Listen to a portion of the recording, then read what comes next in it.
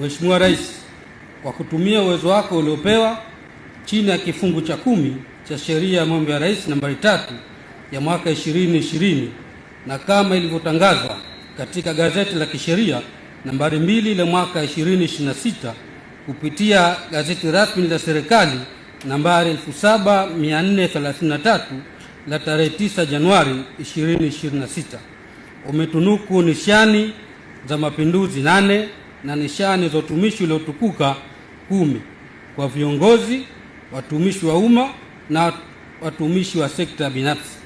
Mheshimiwa Rais, hafla hii ya kutunuku nishani hapa katika viwanja vya Ikulu inahusisha watunukiwa 18.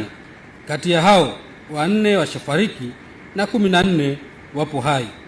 Mheshimiwa Rais, mbele yako ni watunukiwa ambao sifa zao zimekizi matakwa ya nishani hizi. Nishani ya mapinduzi, viongozi na wananchi wenye sifa maalum ni hawa wafuatao: Mama Fatma Karume,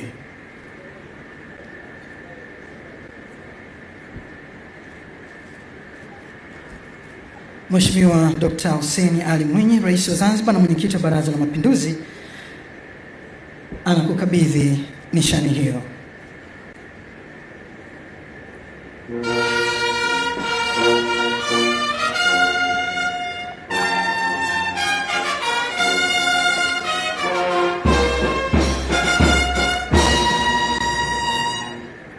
Tunaye pia Sheikh Saleh bin Omar bin Kaabi,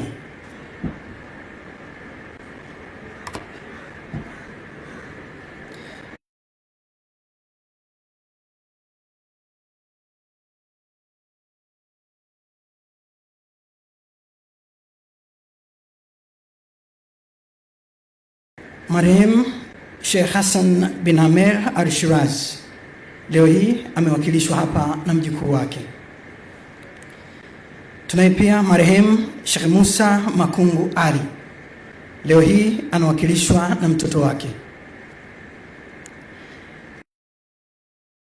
Rais wa Zanzibar na mwenyekiti wa Baraza la Mapinduzi, inaombwa sasa uikabidhi nishani hiyo kwa mjukuu wa marehemu Askofu Mkuu mstaafu John Ramadhani Aklan. Mtunukiwa ni Profesa Jose Piquer, daktari bingwa wa upasuaji wa neva, neurosurgeon. Mheshimiwa Dr. Hussein Ali Mwinyi, Rais wa Zanzibar na mwenyekiti wa Baraza la Mapinduzi, anakuvisha nishani hiyo.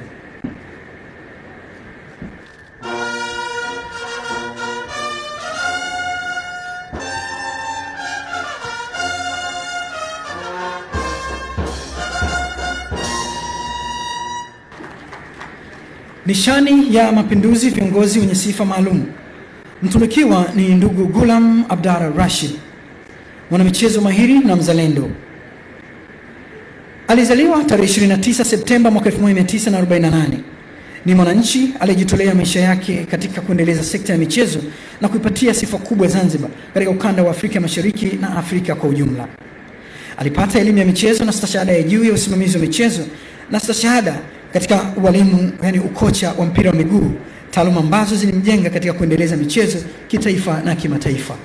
Mheshimiwa Dr. Hussein Ali Mwinyi, Rais wa Zanzibar na mwenyekiti wa Baraza la Mapinduzi, inaombwa sasa huikabidhi nishani hiyo kwa mtoto wa marehemu Mvita Musa Kibendera.